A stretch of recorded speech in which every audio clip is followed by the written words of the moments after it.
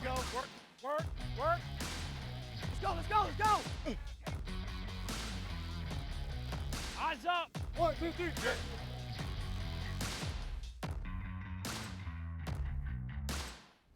Welcome to Practice Today, presented by SiriusXM. The Jets are back on the field preparing for their Week 3 matchup against the 1-1 Colts. Eric Allen, Ethan Greenberg here in the BetMGM studio. We'll be joined by Olivia Landis and Brian Baldinger later in the show. Let's kick off Practice Today with a bit of news here, actually. Jets have made a flurry of roster moves, 3 practice squad players. Last night they signed Marquis Christian, a safety, to their active roster today.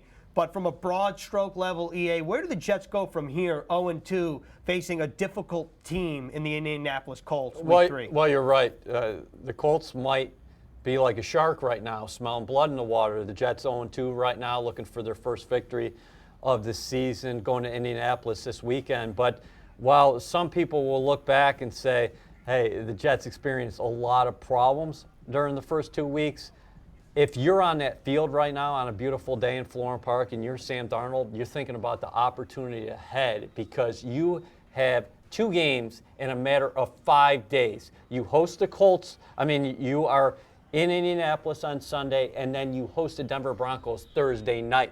And that concludes your first quarter or your schedule. So Sam Darnold and company, if they could spring an upset here in Indianapolis and then come home and beat the Broncos, then you can be 2-2 in a hurry. But no doubt about it, this is going to be a major challenge against a very good Indianapolis Colts team.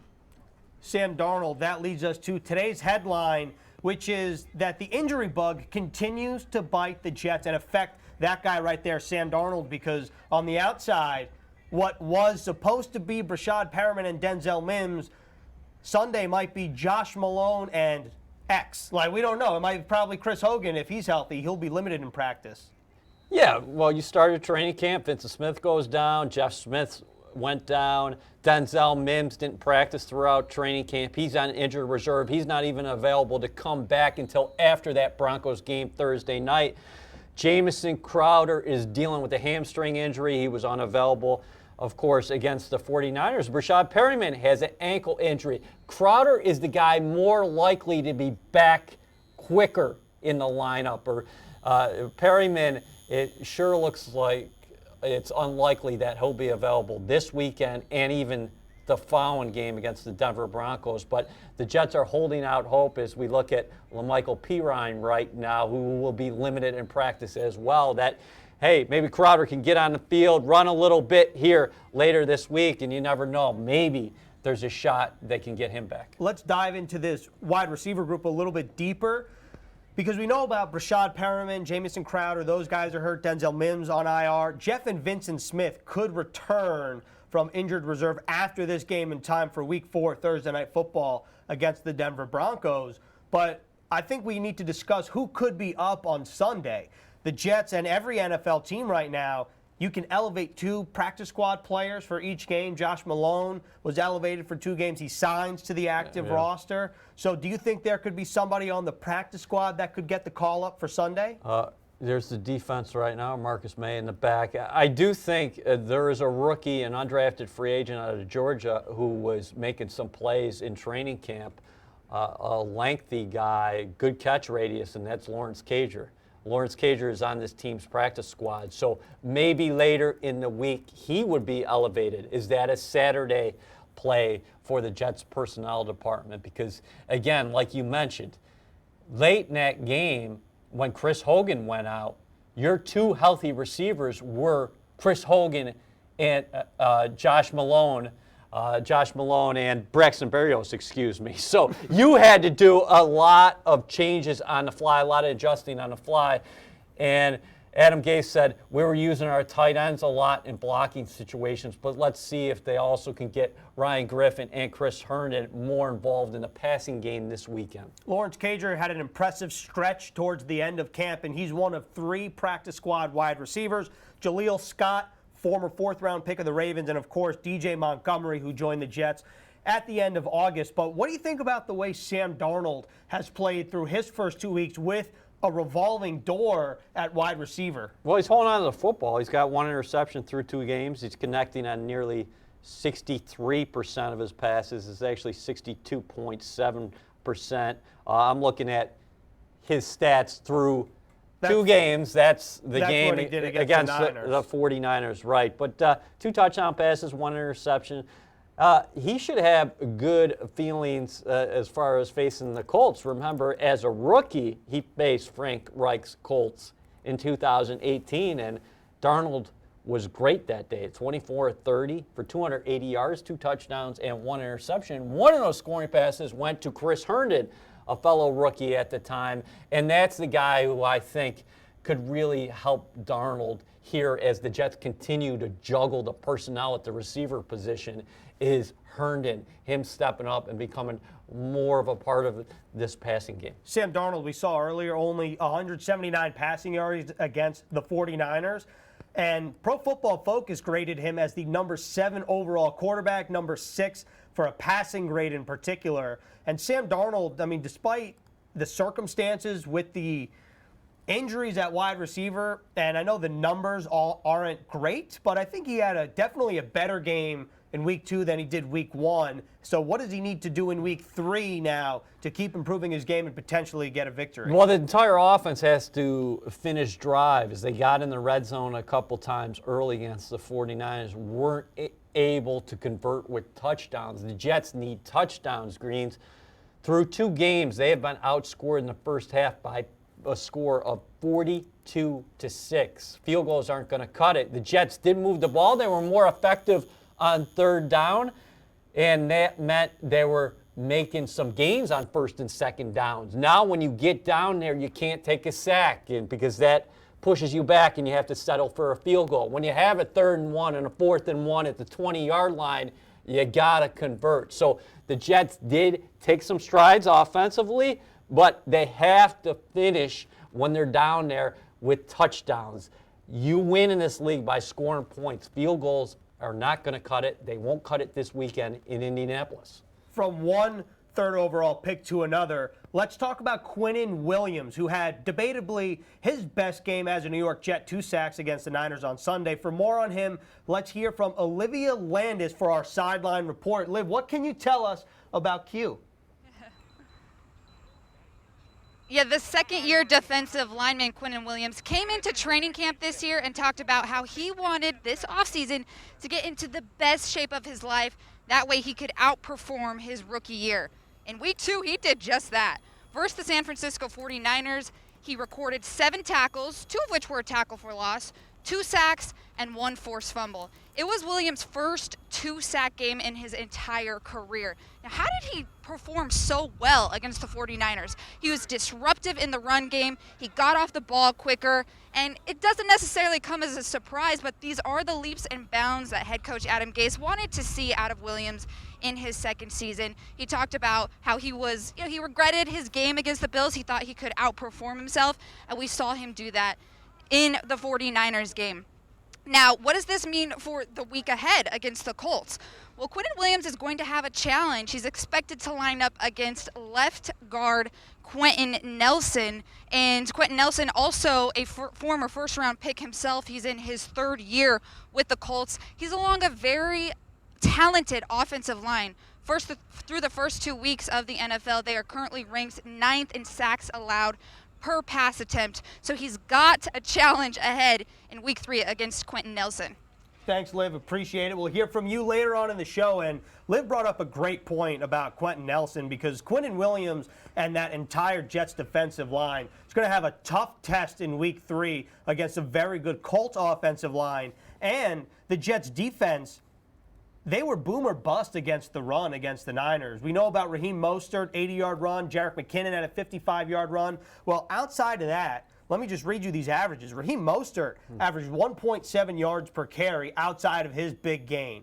Jerick McKinnon only had 3 carries. He got 22 yards on the other 2, not the 55-yarder. And Tevin Coleman averaged under 1 yard per carry. So like I said earlier, boom or bust, but the Jets need to tighten the screws because the Colts offensive line is coming. The Colts offensive line, you can make the argument that they're top 3. Some people would say they're number 1 overall in the league. Quinn Williams, as we watch him go through the paces here at practice, he became just the 7th New York Jets defensive linemen with a multi-sack game over their first 16 games of a career. Also became just the second interior defensive lineman in team history to accomplish that feat. Again, he's been solid against the run, but he showed that unique ability to explode from the interior. He's got the low center of gravity, very strong, athletic, and there were a couple times against San Francisco that he was in the backfield before you could blink, and he could help this team out a lot this weekend against a Phillip Rivers who is not, at this point of his career, he's not the most mobile guy, but he has completed 77% of his passes in the early going. The Jets have to get him off his spot. But the Colts, they're a smash mouth team. They come at you with that offensive line. They're going to try to run the football with Jonathan Taylor, who had his first 100-yard rushing game last weekend in that win over the Vikings. Now it's time for our Keys to the Game presented by SiriusXM with Eric Coleman. And Eric Coleman wears many hats, including SiriusXM NFL radio host as well as a Jets 360 contributor. This is Eric Coleman from SiriusXM NFL radio. And my keys to the game for the New York Jets against the Indianapolis Colts are to come off to a fast start. The Jets started off slow last week, and it'll be important for them to get off to a great start against a streaky Phillip Rivers. Communication will be the key in the secondary for the Jets, as the vertical passing game of the Colts can be deadly.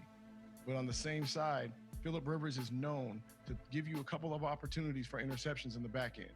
It'll be important for Quinn Williams to continue his rampage in the front and get after Phillip Rivers, as he's known to stay in the pocket. Offensively, the ground game is going to be huge for the Jets. Frank Gore and Michael Pirine are going to have a big game against a struggling Colts defense. If the Jets can play great defense, force a couple of turnovers, run the football well, I think that they'll have the edge over the Indianapolis Colts this week.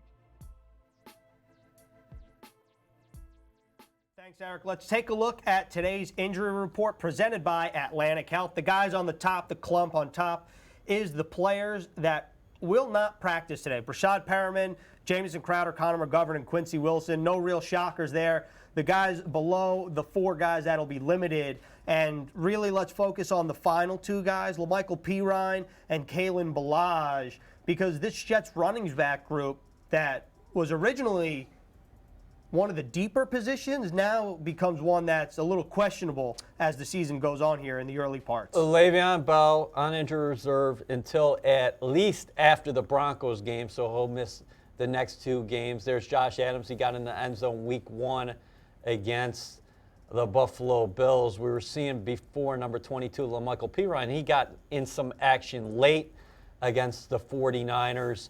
Got a carry in there. The line share went to number 21 there, Frank Gore, of course. And Gore, I thought, ran with some pop, but the Jets are dealing with some injuries at the running back position. Pirine limited in practice, but hopefully he'll be 100% ready to go. And then Adams in the rotation as well. But there's the guy who's going to be facing another former team this week. We say that every week with Frank Gore. 3 for 3. Week 1 was the Bills, and then week 2 it was the team who's drafted him. And that, of course, was the 49ers, and then he had some success with the Colts. So you know he'll be ready for this one. Yeah, and Frank Gore, of course, you know, he's really a marvel in the NFL. You see his numbers right there from last week.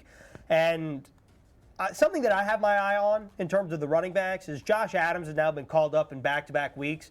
And so that puts a limit, or he's now maxed out in terms of an effect on the roster. So if the Jets activate him for this game against the Colts for a third straight week, they're going to have to make an official roster move as opposed to elevate him. Then he just goes back to the practice squad after the game. Sure. And the Colts actually have a rookie running back themselves. You mentioned him earlier. Jonathan Taylor went over 100 yards Sunday against the Vikings. And for more on this Colts offense, let's hear from Brian Baldinger for another Baldy's Breakdown presented by Sharp. Thanks, Ethan. Now let's take a look at the Colts offense led by 17-year veteran Phillip Rivers and the tight end Mo Alley Cox, who filled in for Jack Doyle. Phillip Rivers, behind a strong offensive line on Sunday, had a great game. He found his number one target, T.Y. Hilton, for a big chunk play here. Throw was perfect. And with Jack Doyle down, Mo Alley Cox got a chance to start up at the top. and he's just going to run the seam route. Phillip Rivers loves athletic tight ends that play college basketball, like Mo Alley Cox. He puts it up on the rim and let Cox go get it. And then it was time for Michael Pittman Jr., their second-round pick at the bottom here. He got involved, especially after Paris Campbell got hurt. But he's a big target, running this comeback route right here, and Phillip Rivers found him. And then the only touchdown pass of the day, he was able to get a flat route right here to Zach Pascal. Easy throw, pitch and catch for a late touchdown against the Vikings. He spread the ball around to a bunch of different receivers on Sunday. Expect that this week. Great stuff from Baldy, as always. The Jets have their hands full against a Colts offense with now Phillip Rivers at the helm. But this group right here, this Jets offensive line, we have to talk about them because so much was made about this revamped group early on in the season, really the entire offseason. And Mekhi Becton, 77, has been a big part of this revamped offensive line. But what about some other players on this line? And really as a whole, you don't hear a lot about George Fant, which almost for an offensive line is a good thing when you don't hear your name called. And I think that this group, early parts of the season, a lot of questions about the chemistry, but I think they've done a pretty good job overall. Well, you go back to last year, and the Jets yielded 8 sacks in their first 2 games in 2019. They've allowed 4 sacks through the first 2 weeks of the 2020 season. We saw some openings in the run game against the 49ers. I think they might have left some yards out there on the field, but when you're dealing with injuries at the wide receiver position, an effective run game can help you. And we're looking at George Fant across the way. It seems like every week the Jets are playing against guys who can get to the quarterback, and no difference this week. You're talking about DeForest Buckner on the interior and Justin Houston, the ageless one, a former Kansas City Chief who can bring it off the edge. So the Jets will have their work cut out for them, but they've been up to the task so far this season. And the good news about Connor McGovern, he exited the game against the 49ers with a hamstring problem. Josh Andrews, a former Colt, actually came in and played some center, but McGovern sounds like, from all accounts, that he's chomping at the bit. He sounds like he's going to be playing on Sunday. Yeah, Adam Gase sounded oddly optimistic when talking about Connor McGovern. Alex Lewis said it on Inside the Jets, too, with Dan Graz and Bart Scott, that he thinks he's fine. Okay, so you mentioned the matchups early, though. Let's take a look at who the Jets have faced in terms of a pass rush. And you look at week 1, Jerry Hughes, Mario Addison, Nick Bosa, of course, suffered the knee injury early on. Eric Armstead is a big part of that 49ers front as well. But week 3 at the Colts, you mentioned DeForest Buckner. This is a different test than what the Jets have seen, because DeForest Buckner is somebody that plays on the inside when Nick Bosa, Armstead, Hughes, and Addison are all outside players. And DeForest Buckner, new to the Colts, and if Connor McGovern doesn't play, that's a bigger loss because the Colts have one of the better interior pass rush players. Just from the sounds of it again, and you're right, Adam Gase said it, that we're going to have to hold Connor McGovern out of team reps. It's not like, okay, hey, I'm going to take it easy, I'm going to be fine for Sunday. He is pushing at it to get out there on that field. So if you see McGovern with a helmet, don't be surprised at all. There's Alex Lewis. DeForest Buckner, just think about the talent San Francisco has along that defensive line. Oh, my God. They traded him to the Colts in the offseason. And this, I think it completes their defense because behind DeForest Buckner is one of the great young talents in this league, Darius Leonard. He is all over the field, and Buckner is a guy who can occupy a lot of times 2 and 3 guys. That just creates more room for people. And Darius Leonard, his nickname is the Maniac, and for good reason. You'll be sure to see number 53 on Sunday. And this season, Pepsi is going live to upgrade your football watching experience. Go to madefornyfootball.com for rules and to learn more. Pepsi is the official soft drink of the New York Jets. Okay, now it's time for our Stats Amazing segment. Every week we get a Randy Lang stat, and he comes up clutch every week. Jets defensive lineman Mark Gastineau sacked Colts quarterback Mike Pagel 9 times in 3 games. From 1983 to 84, Gastineau had 5 in 2 games in 83 when they were the Baltimore Colts, and then in their first season in Indy, He had 4 in one game on Mike Pagel. And now let's hear from NFL Network analytics expert Cynthia Freeland for some more numbers. Thanks, guys. The first number I want to point out today is number 3. That's 3 pressures allowed, which leads all rookie tackles. And of course, I'm talking about Mekhi Becton, who's having a great start to the season and figures to continue again against the Colts this week, which will be a big difference maker in whether or not Sam Darnold can continue to make passes like the one we saw, the 30-yarder to Braxton Berrios at the end of last game. That's an interesting pass for many reasons. One is how much separation Berrios had on that play. And last but not least, we have to point out 37 years, 129 days. That makes Frank Gore the oldest player in NFL history to have 20-plus carries in an NFL game. He had 21. For more stats and context on all things Jets at the Colts, make sure to watch me and Dan Grassa this weekend on The Numbers Game. Cynthia gave a little sneak peek into her numbers, and you can see her full breakdown with Dan Grassa, as she said, on The Numbers Game Sunday mornings before game time. But she talked about Becton and Gore. We talked about Becton and Gore. Let's talk about Mark Gastineau. 9 sacks in 3 games, and he had 4 in one game. Jets could use some of that this weekend. You know, our studio is the former Sack Exchange room here at One Jets that's a good Drive. point. Okay, and actually my new office, or temporary office, during the COVID 2020 season is filtered with photos of the New York Sack Exchange. So, yeah, Gastineau, Klecko, Marty Lyons, of course, congratulations on your new book. Abdul Salam. They wreaked a lot of havoc during their time, and wouldn't the Jets love to do that this weekend? I do have to say this about the Jets defensively. Yes, they gave up an 80-yard touchdown run to Mostert. Yes, Tevin Coleman, or was it Tevin Coleman who? Jarek McKinnon, 55. Yeah, McKinnon goes for 55 on the 3rd and 31. On the other side of the coin, through 2 weeks this season, the Jets defense ranks in the top 5 in the NFL in sacks, tackles for loss, and quarterback hits. So they are doing some things well. They have to do it consistently, and you can't have those monster plays happen to you at any point in the game. And much like the offense is tough to get down the field going 4, 5, 6 yards at a time. You need explosion plays. You need explosion plays on offense. On the defensive side of the ball, you got to keep it up, but you got to limit those explosion plays. All right, represent the Jets in the EA Madden 21 Club Championship for a chance to win exciting prizes. Sign up by September 28th at nyjets.com/Madden. All right, EA, let's wrap things up here real quick before we say goodbye on practice today, presented by SiriusXM. Just what are your final thoughts here as the Jets enter Week 3? They got to get after it on the practice field. There's a lot to correct, but there are 14 games remaining in the season.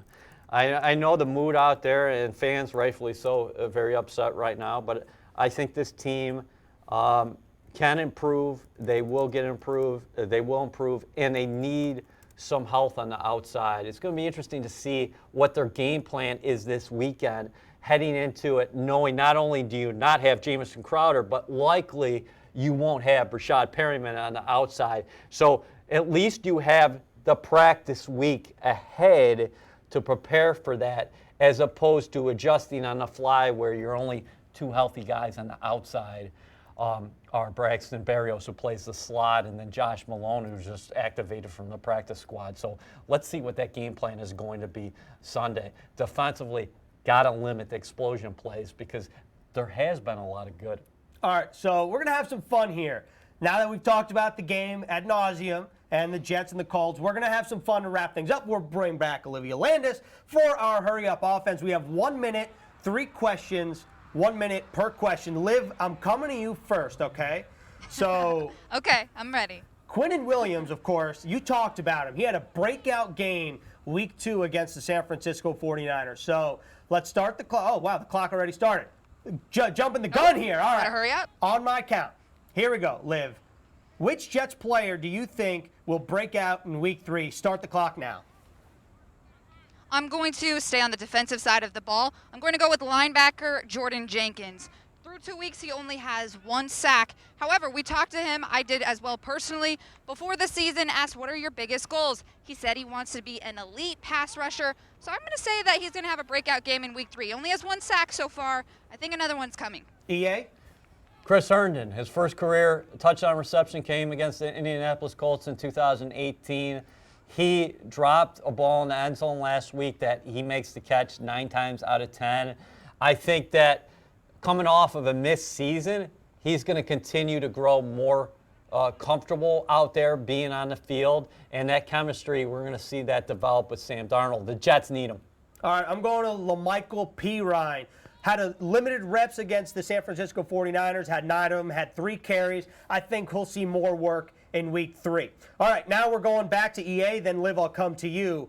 The Colts have had a lot of additions this offseason, both sides of the ball. So, EA, which new Colts addition will make the biggest impact in Sunday's game? Start the clock.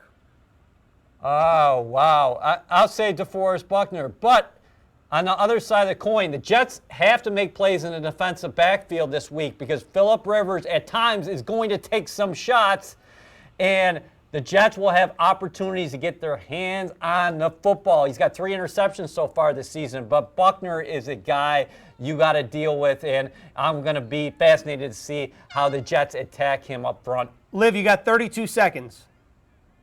I'm going to go with quarterback Phillip Rivers. They had the big win over the Vikings last week. He's a veteran. He knows what he's doing. He's got all of the experience in the world. We've seen him come out and make big impacts on games. So I'm going to go with the veteran.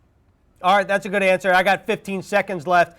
I agree with EA. I think it's DeForest Buckner, but I do think you have to keep your eye on Jonathan Taylor because he's a rookie running back. He's a downhill runner. He had unreal numbers at Wisconsin, and behind an offensive line like Quentin Nelson and company, he could do some damage. So, I didn't realize Taylor was a 4.3 guy. Yeah, 4.3 speed. And Okay. Speaking of 4.3 speed, this is how we wrap up practice today. Indianapolis, of course, hosts the Combine each year. And Liv, I'm going to come to you first. If you were participating in the Combine, what would be your best drill? The bench press. Look at these guns. No, I'm just kidding. That was really pathetic. I'm going to go with the 40-yard dash. And listen, Ethan, I know yesterday I said I would run a 4.2, but I'm going to say a 4.1. So have at that. Oh, man. Oh, my goodness. Liv is basically saying she's the fastest human in the NFL. Yes. You heard it here first. All right. So- All right. Well, that's great. We might have to put you to the test on that. We'll get a stopwatch. We'll get on the field. EA, what are you going with? The interview process. I think I come very prepared. I think I'll have a lot of facts and information, and I try to impress people. So the interview process, I don't know. At this point in my career, I'm a little bit more experienced than you all. So I would have said bench press, but you'd have to give me the NBA bench in 185. All right, that's fair. I'm going to go with the 3-cone or the 20-yard shuttle, just something that's more quicker than fast and more of a stop-start. So that's how we wrap up here on practice today. A little fun about Indianapolis, and each week we'll be back every Wednesday except for next week. We'll be here Tuesday because the Jets play on Thursday night. And that's all we have here on Practice Today, presented by SiriusXM. For Olivia Landis, Brian Baldinger, and Eric Allen, thanks a lot, and we'll see you next week.